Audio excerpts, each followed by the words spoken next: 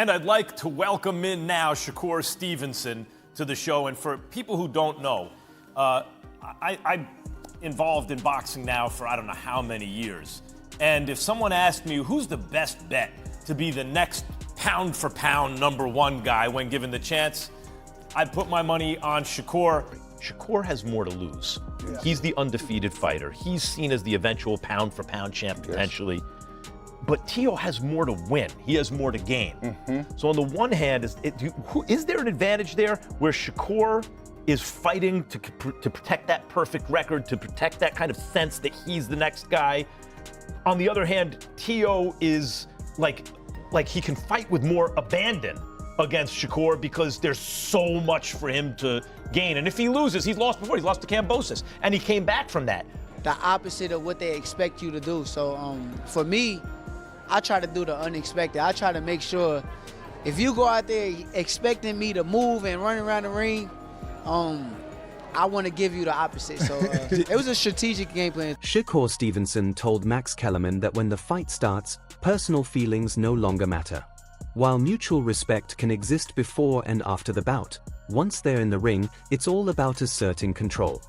He views Teofimo Lopez as a confident and dangerous opponent, which means taking a relaxed or friendly approach would be a mistake. To come out on top, Shakur says he must rely on his abilities, dictate the rhythm of the fight, and wear his opponent down mentally, all while remaining disciplined, alert, and locked in until the very end. I won't be one of them fighters. I see. You're not saying you don't respect your opponent's fight game. You're saying you're not there to make friends. Is that right? Yeah, I'm not here to make friends at the end of the day. My life's on the line, his life on the line. We got families to feed, and I take this very serious. So at the end of the day, I can't go in there, touch gloves, and be happy and be friendly. Max Kellerman says that genuine super fights aren't created by hype or marketing. They come together on their own when a generation of fighters has run its course and only 2 exceptional talents remain at the top. He compares this moment to matchups involving legends like Crawford and Canelo, fighters who came to define their era. According to Kellerman, this potential clash feels just as significant, as it may represent the end of one chapter in boxing history. Either Teofimo Lopez could stand alone at the summit, or Shakur Stevenson could rise as the fighter who defines the next era. Broadcast for Crawford and Canelo can't be promoted into existence. Right. What a real super fight is, the dust settles in an era, and there are 2 dudes left standing. There's Ali, there's Frazier, there's Leonard, there's Hagler, there's Mayweather, there's Pacquiao. That's a super fight, right? There's Crawford, there's Canelo. Those are 2 big fighters of the era. This type of fight, this could easily be at the end of an era, because Teo might be a dude left standing and Shakur could be the dude left standing, right? I agree. But Shakur Stevenson says he refuses to fight according to anyone else's expectations. When fans or opponents think they've figured him out, he intentionally changes his approach. If they are ready for a cautious, technical performance, he turns up the aggression. If they anticipate constant pressure, he slows the pace and manages the space instead. Shakur believes this constant adaptability is one of his greatest advantages in the ring. By flipping expectations, he forces opponents to second-guess themselves, hesitate, and leave openings, allowing him to stay ahead and set himself apart from the rest. Expect you to do one thing, and sometimes you want to give a fighter the opposite of what they expect you to do. So for me, I try to do the unexpected. I try to make sure if you go out there expecting me to move and run around the ring, I want to give you the opposite. So it was a strategic game plan too. Did he have any pop at all? You know, it's crazy. A lot of people say that he don't. But like, if somebody hit you in the same spot 500,000 times over and over, I don't give a fuck who it is. It's like boom, boom, boom, boom, over and over. You're gonna feel that spot. So he's one of them guys. Like, he's gonna constantly hit you over and that's why his knockout percentage is a good knockout percentage. Would you say you were? Look, you obviously barely ever get hit in a fight, but because you won a pocket, you got hit more than you normally get hit, right? In that fight. Did your body feel different after the fight? Hell yeah, like I never left the ring feeling like. Max Kellerman analyzes the matchup by pointing out how frequently Teofimo Lopez has been underestimated.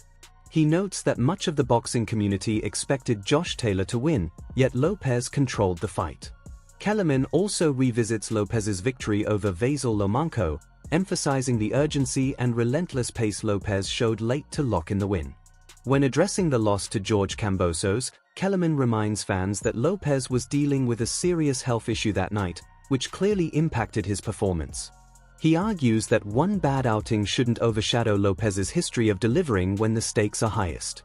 Josh Taylor fight, but everyone was picking Josh Taylor that you spoke to in boxing. Yeah. And we saw what Teo did to Josh Taylor. We saw what Teo did to Lomachenko. And one of the things that I think that gets lost in that fight against Lomachenko is Teo threw more than 100 punches in the final round to make sure he won that fight. Yeah, no question. Even in the loss that he had against Kambosos, where he had a puncture, like he had some medical condition in his esophagus that like was dangerous actually, and it looked like an off night. By the way, George Kambosos doesn't like when I say this, and I apologize. I understand it feels unfair to you, and maybe it is unfair, but this is my honest opinion. It may be, but it is still my honest opinion, Malik. I just have to be honest with the way I see it. I don't think that was the best version of Teo by a long shot.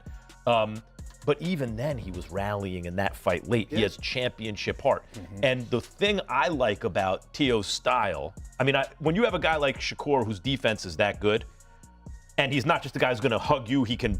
Shakur Stevenson has said that working in the gym with Terence Crawford was a turning point in his development.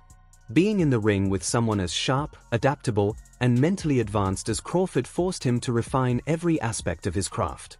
The pace, precision, and non-stop adjustments pushed Shakur beyond familiar territory and demanded a higher level of focus. Watching how Crawford shifts styles and reads situations helped Shakur understand boxing on a deeper level. He credits those sparring sessions with transforming his mindset, allowing him to fight with more patience, confidence, and overall maturity. Boxing analyst Bernie Boxer offers insight into why Shakur Stevenson presents such a difficult challenge for Teofimo Lopez. He explains that Shakur isn't the type of fighter who can be overlooked or easily neutralized. Unlike others who relied heavily on movement against Lopez, Shakur controls the ring in a way that prevents opponents from dictating terms. Bernie also downplays the threat posed by De Los Santos, noting that despite some hype, he never seriously tested Shakur or put him in danger. According to Bernie, Shakur's calm demeanor, ring intelligence, and ability to adjust make him exceptionally hard to compete with. He adds that fighters like De Los Santos may be better suited for different matchups, such as developing contenders or early title defenses, rather than being thrown in with someone at Shakur's level. In the end, Bernie emphasizes that Shakur's greatest strength lies in his tactical mastery. His ability to shut down opponents, stay out of harm's way, and remain in control throughout a fight makes his composure and ring IQ key factors, especially against someone like Lopez. These qualities, Bernie believes, are what make Shakur one of the most difficult young champions in the sport today. Couldn't beat a one-handed guy. And if you go back and watch that fight, like I'm saying, Shakur wasn't just running. Jermaine Ortiz really moved a lot on Teo. That never happened with Shakur Stevenson and fighting this guy. That never happened. So De Los Santos is De Los Santos. He got a reputation off of that. That boosted his reputation. I don't know why. He didn't do nothing to Shakur. He didn't wobble him, didn't hurt him, didn't do nothing. You know what I mean? And the man was one-handed. So, but shout out to De Los Santos. Like I say, I think he's more risk than reward. Actually, that'll be a great fight for Abdullah Mason in his first title defense. That'll be a great fight for him in his title defense. That'll be a good. They should use him for that instead of Joe Cordina. Yeah, Joe Cordina was rough too, though. I watched him against the kid from Fresno. What's the kid's name? I forget his name. They was pushing him, but he just ain't there. He took a lot of punishment. He probably need to go get a job. Gabriel Flores. Gabe Flores. Yeah, Gabe Flores. Yeah. He from Fresno, or he from Sacramento. He from the Bay Area. He just be training. Yeah, he be training. Yeah. So I would say I would say that, you know what I mean? Because Abdullah Mason is the guy. I think he got a lot of potential. And like I said, him fighting a guy like De Los Santos is almost like a Bud fight Gamboa in his first title defense. You know what I mean? So that would be a great fight for Abdullah Mason. You know what I mean? And he's more known than Joe Cordina. You know what I mean? And given the controversy that he's been in, you know what I'm saying? The way he's perceived as kind of feared, that'll be a great fight for Abdullah Mason. Damn, my boy Bernie said that's like Gamboa versus Crawford for his first title defense. That shit is fire. Yeah. I like it. I like it. Carlos Vargas, thank you for the donation. Shout out from the Bay. Who you guys got, Shakur or Shakur Stevenson? How does this play out? I don't know, man. Like I'm saying, I don't know. I don't know how it play out. I'm just want to see the fight. You think it's a 50-50? Shakur and Teo? Everything is a 50-50. Well, I would say 60, but I'm leaning towards Shakur for sure. I'm leaning for Shakur. I'm rooting for Shakur. So you think it's going to be a close fight? Well, I don't know about how close. I don't know. I think it's going to be a competitive fight. Let me say that. I think it's going to be a competitive. Shakur Stevenson says that pursuing greatness requires taking on anyone who stands in the way. His view of a matchup with Teofimo Lopez isn't driven by personal feelings, but by purpose. He believes true legacy is created by consistently facing the strongest competition. If Lopez represents the next obstacle on the road to the top, then the fight is unavoidable. In Shakur's eyes, choosing not to accept that challenge would only delay his path toward becoming one of boxing's elite. Way. That's how I look at it. Like, same way he probably feel about me, I feel the same way about him. He's in my way. I'm chasing greatness. But I wasn't in your way. You came up to my weight. Yeah. You didn't have nobody at 35. That's true, but you the guy, bro. You the guy. You 4 Kings. You been the guy for years. But you the guy on the years. pound for pound. I agree. Not. I agree. I understand. So how am I the guy if you on the pound for pound? But you're the guy, bro. You know you the guy, bro. I'm Theo. Yes. Yeah. You been the guy since, bro. You the guy. But I'm just telling you. But I don't. You're in my way, bro. I don't carry it that way. But you're in my way. The mentality is never going to be that way. But you're in my way. But you're in my way. So I got to move you out my way. That's how I look at this. Nope. Ain't nobody taking food off my table. That's all I'm going to say. But I'll tell you this, though. You bit more than you could chew. It's cool. You can feel that way. For sure. But come fight night, you're going to realize this is a lot different than being on the outside than being inside of there. As they all say. Roy Jones Jr. says Shakur Stevenson is right on the edge of becoming truly special. He highlights Shakur's fight IQ, composure, and command of the ring, but points to footwork as the missing piece. Roy believes that refining how Shakur moves and positions himself would unlock an entirely new level of performance. Cleaner movement would allow him to control exchanges, create angles more quickly, and make himself extremely difficult to hit cleanly. According to Jones, it's often the smallest refinements that separate good fighters from great ones. In his view, Shakur already has the mentality and talent. Tightening up his footwork could help him turn competitive moments into complete dominance and elevate him from elite status to greatness. Stevenson is a very good fighter, but he got to learn, and I will hope he will pay attention to this because this is going to mean a lot for him. Mm-hmm. His feet are good, but sometimes they take him too far out of range to be able to come back and counter. Mm-hmm. The last guy he fought, the guy was a good puncher, so when he was jumping back, he was jumping too far back out of range to where he couldn't come back and get something right away. You know what I'm saying? And for the fans, it starts to look bored. That's how I say. I feel like he was running. He really ain't running. He just don't understand that this is somebody got to teach him. He a great fighter. He got great eyesight. He has great reaction time. He gonna be a great fighter. He just got to figure out how to use them feet a little different. Is he the best defensive fighter out of all 4 of them? Right now, defensive, yes, because his defense is with his feet. That's what people don't understand. Defense isn't with your hands, it's with your feet. And he has the best foot defense of the game. Mm-hmm. So if he uses it for defense, when it's strictly defense, yes. But when you want to make it offensive, you can't do it. Shane Mosley says the result will come down to the styles each fighter brings on fight night. Power, speed, patience, and the ability to adjust will matter far more than reputation. According to Mosley, the key is who takes control of the pace first, because the fighter who dictates rhythm ultimately dictates the fight. If Shakur Stevenson is going to get slower, moving up in weight or not, where Teofimo can hit him. Maybe he was really fast at 130, 26-30, maybe 35, but 40, you put on a little bit more weight. Shakur Stevenson has a very strong style where he can sit back and pot shot you and box and stuff like that, where Teofimo can also box and is very athletic and can get from side to side and can make things difficult for you as well. So what style is going to impose on the other is what we want to see. So which style will impose? Is it something where like the first rounds really will dictate, or? I think you're going to need a couple of rounds, but the first round is going to be very interesting.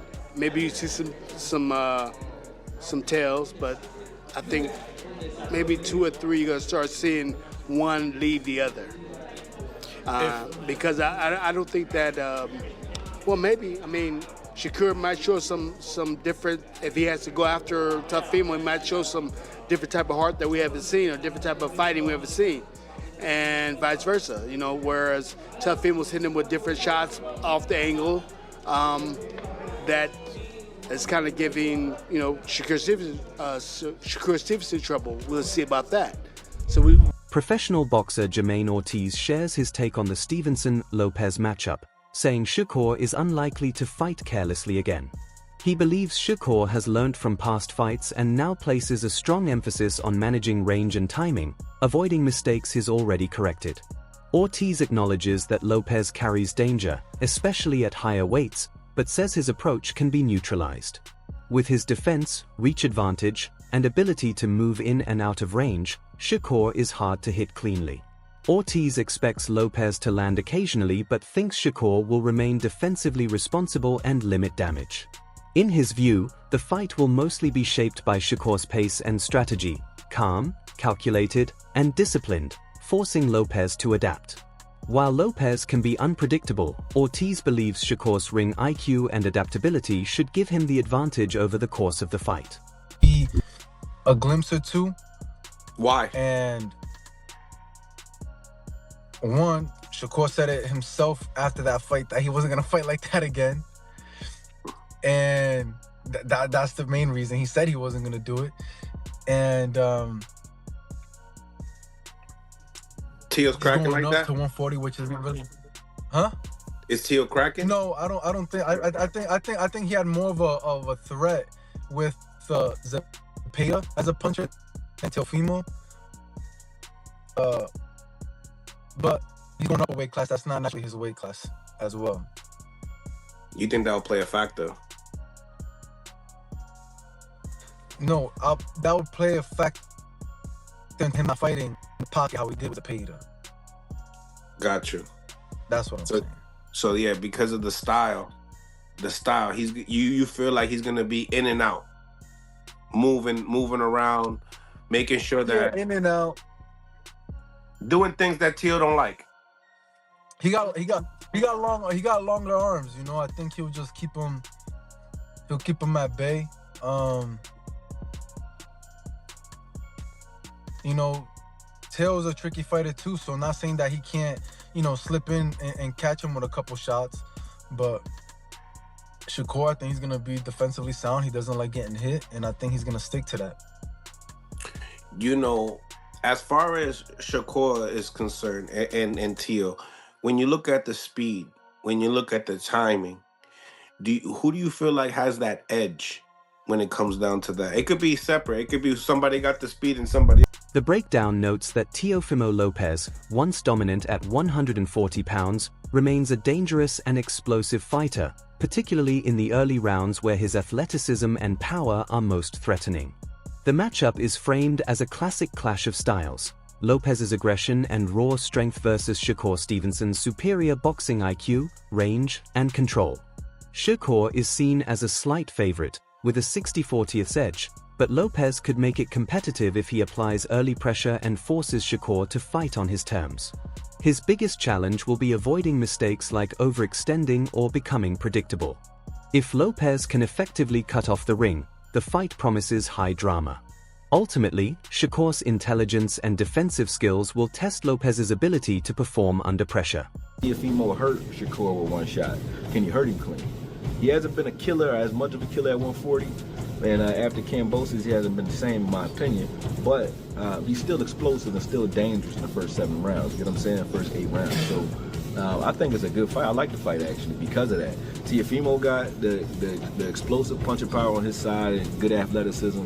And Shakur has, you know, a superior boxer IQ, good range, good distance. So it's great. It's good boxer versus good athlete at this point. So I like the fight. I don't say it's 50-50. I say it's 60-40 Shakur.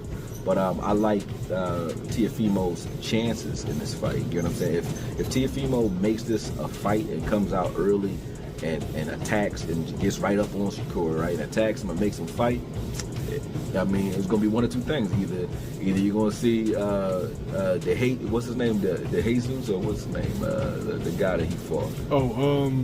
De La Santos. You're gonna see De La Santos Part 2, and he just gonna get on his bicycle, which we don't want to see. Or he's gonna have to fight, and and I think Teofimo is a guy that can make Shakur fight because he can cut off the ring well enough. You know what I'm saying? I think he can stay with him well enough where he can turn this into a fight, and it'll be exciting for him if he does.